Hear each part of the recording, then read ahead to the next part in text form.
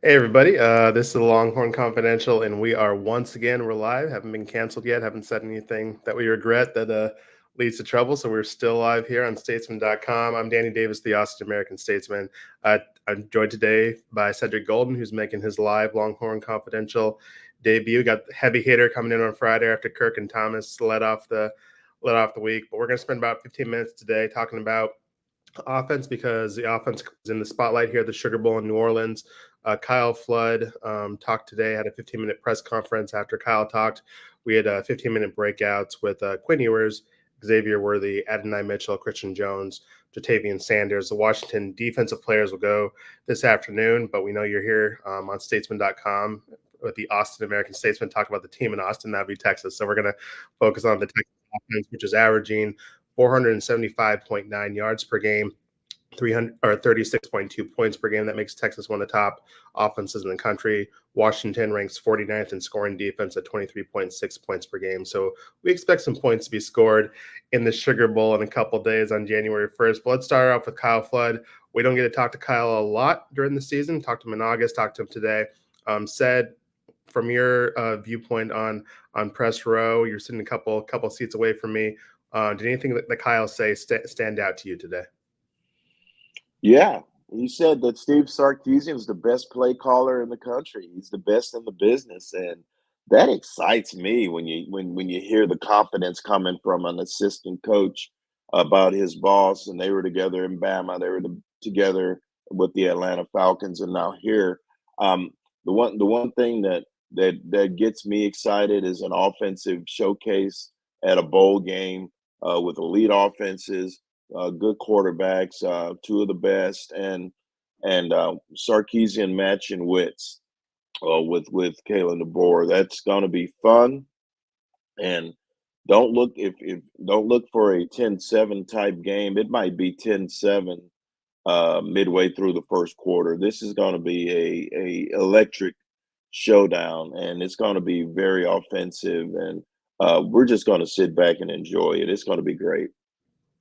Yeah, I've heard your score prediction. People can wait for statesman.com for that, but I know you're not predicting a 10-7 game at the Superdome. But I think one thing I was glad that Kyle kind of addressed. I think an AP reporter was the one who asked him. It was, what exactly is your job at Texas as the offensive coordinator? We know obviously he's the offensive line coach, but what does an offensive coordinator for Steve Sarkisian, who is a known "I'm going to call the plays" type of coach? What exactly does an offensive coordinator do? So it's kind of refreshing to hear Kyle kind of explain that part of his job title, and it's kind of more of a behind the scenes, kind of knowing what his boss wants, and he should know that by now since he's worked with him for 7 years. And obviously, a lot of that is more focused on the run game and the offensive line work as opposed to throwing it what the quarterbacks are doing and what wide receivers are doing. But it's kind of nice to hear Kyle explain that. Also talked about Christian Jones and kind of his journey. Talked a little bit about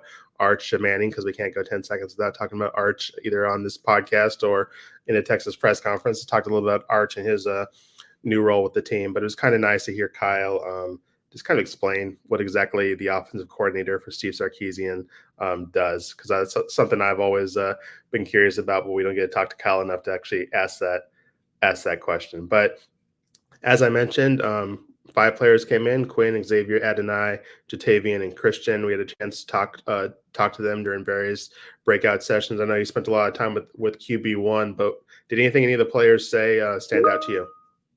Yeah, Christian Jones was asked about Sarkeesian as a play caller, and he goes, "Man, he's aggressive. He's a wolf. He's an alpha as a play caller." And that kind of that's exciting talk because he goes, he likes to dial it up, and I just get the feeling, Daniel, that when we go into the Superdome, it's gonna be fireworks, man. Nobody likes indoor fireworks, but on this occasion, we're going to be all over those indoor fireworks. And I think the one thing about the offense that I really have always enjoyed, it's not that it's not complicated. They run the football, and then like Kyle said, run the football, play action pass. That's what we do. Their offense is predicated on the run, and nothing has changed since Jonathan Brooks got hurt. They still got a lot of talented running back, and they're going to set up the pass with the run. And Quinn Ewers, who has been really good on the big stage, is completely comfortable. He's got offensive linemen he trusts. He's got a play caller who likes to dial it up. If things get tight, that Sark's not going to just say, "All right, let's just run it for 2 series." No, he's going to keep throwing the football. And against the 122nd ranked pass defense in the country, I get the feeling that Quinn Ewers is going to throw it 35, 40 times, maybe even more, Daniel. They think they can move the ball downfield on this defense.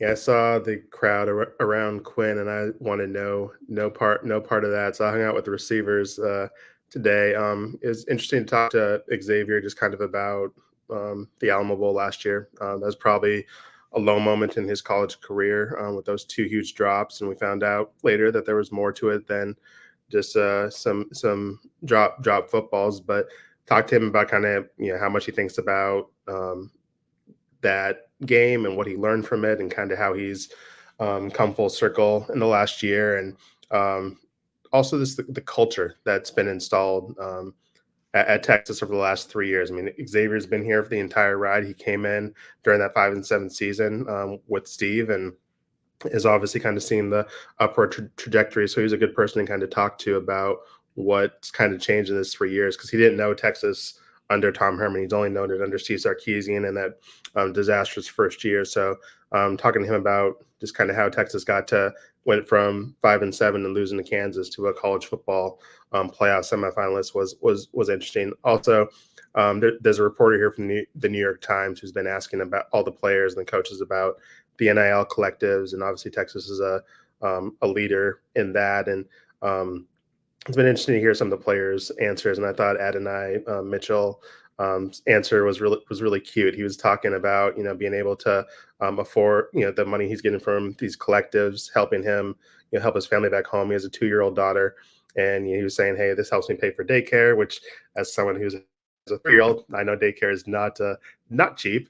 Not cheap. And also he was talking about getting his baby girl her Christmas presents. So I had to ask him, what'd you get her for Christmas? And he said he got her a little play kitchen, and joked that last time he called her, she was in the kitchen and she was told him she was making carrots for dinner. And he joked that you can't really make carrots, but don't tell that to a 2-year-old. Toddlers are very stubborn. So I thought that was an interesting answer to that. And whenever that story is written, if you're a New York Times subscriber, I would recommend reading that, because there's going to be a lot of Texas flavor out of that, because every Longhorn has been asked that question over the last 2 days that has done these media sessions. But like I said, I talked to the two receivers. Jatavian Sanders was there as well.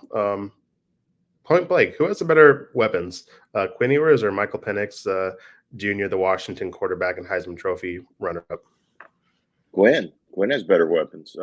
He has more weapons. I don't know better. I mean, Roma Dunze and Jalen Polk, those two receivers, Daniel, are lights out great. But I think that Quinn has more talent at his disposal. He's got two terrific receivers in X and A.B. Mitchell. He's got the most overlooked tight end in all of college football in Jatavian Sanders.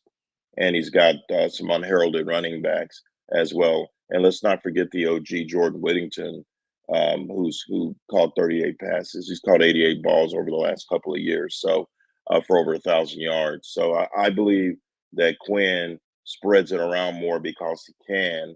We absolutely know who Michael Penix is going to, and Dylan Johnson's a good running back, and so there's not going to be a lack of weaponry when it comes to that. But I do think that Quinn has more weapons at his disposal.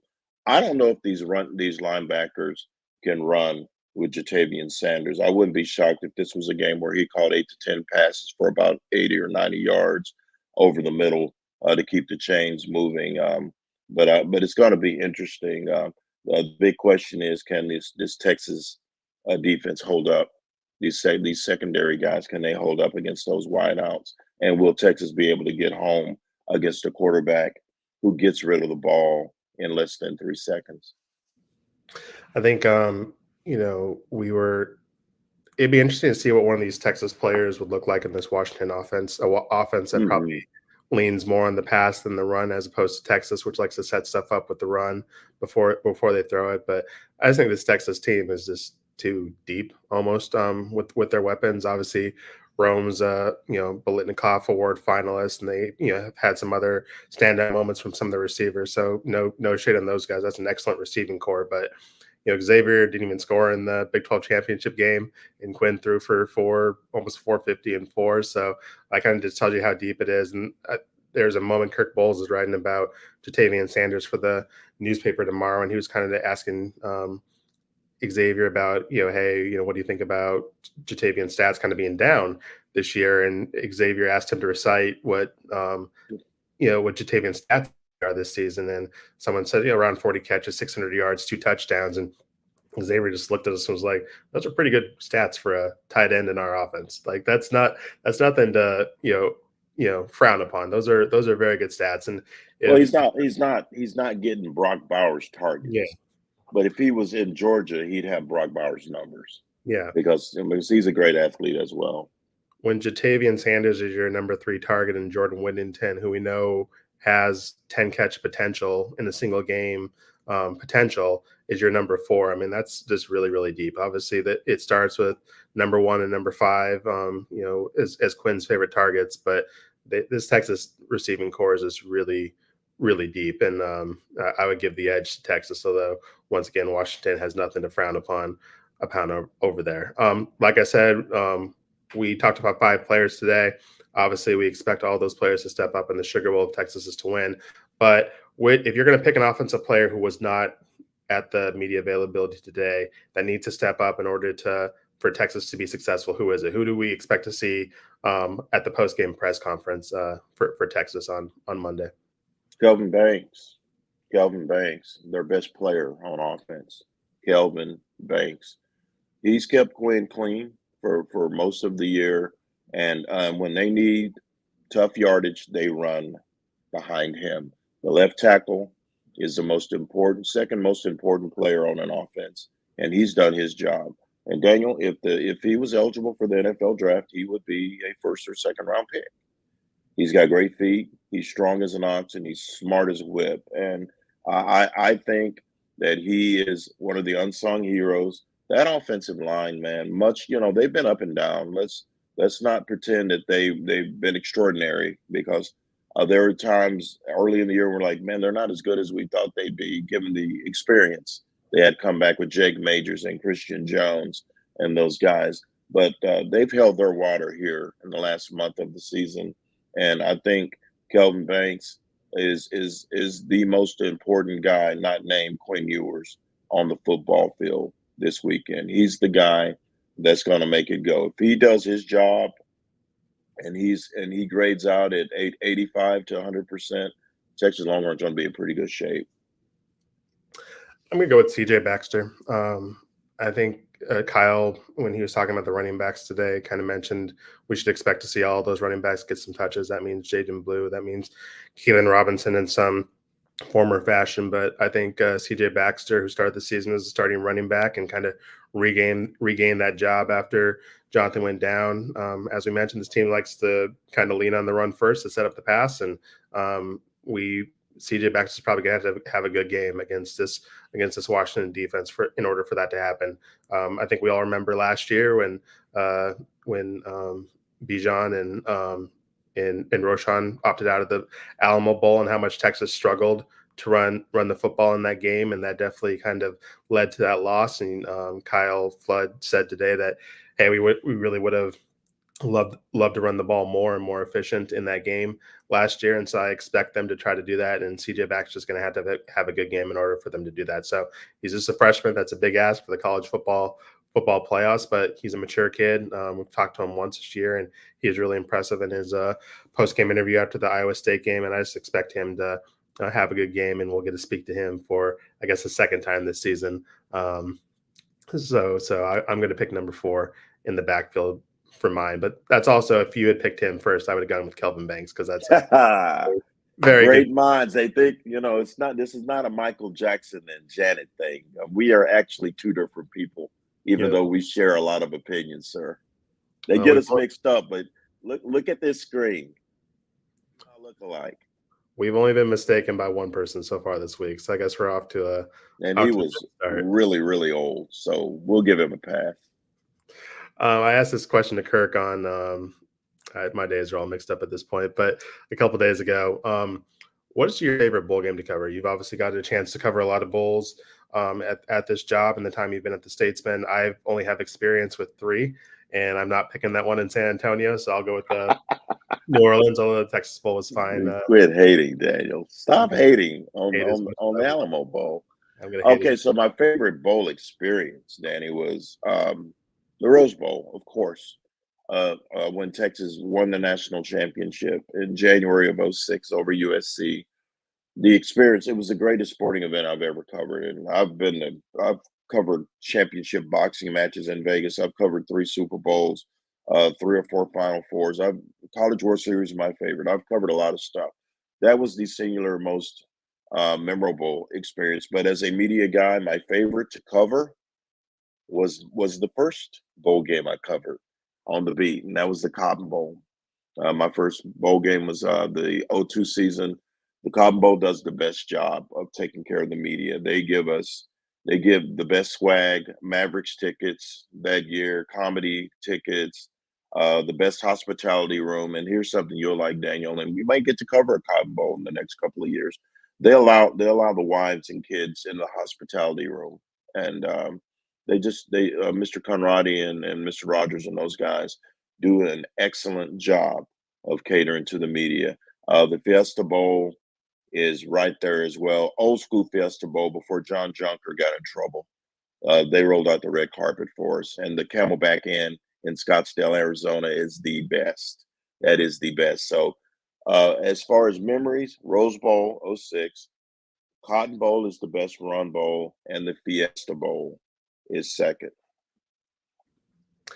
Yeah, I kind of hope maybe the Cotton Bowl people should send a memo or some tips to our friends here at the Sugar Bowl. People at home really don't care about the problems of the media, but They you all don't. tune. They would love to be where we are. So our little issues are very minimal to people that are watching from home and can't afford those $700 tickets. I feel for you, but you know what? The best seat is at home anyway. Enjoy your own restroom, enjoy your own beer in your own refrigerator, and just make sure the cable bill's paid. Well, those tickets are down to about $200 now. So if you can get to New Orleans quickly, maybe able to Jump sneak in the in. car, come see us. Come see us. But yeah, I'm all for nice media hospitality. I'm a little perturbed that the Sugar Bowl won't allow spouses and guests to come with us to the media party in a couple days. I think I'll be skipping that. But I'm not going. I mean, if Bev's here, I'm not going. We're not going to that. Nope. But there's bigger problems in the world. But I'm selfish and just want to think about myself in the moment. But I think that's gonna kind of do it for us today. Tomorrow's kind of a big day for us media wise. It's media day, so all the players, all the coaches will be available. I'm sure there's going to be a circus around some kid named Arch Manning, who there may be some interest from at home and in the college football world. So we'll be reporting live after that at some point tomorrow. So be sure to tune into statesman.com for that. But yeah, be sure to read all of our content. We appreciate you doing that. We appreciate you tuning into these live broadcasts. We'll see you all, I guess, on Saturday, and enjoy your Friday. Deuces.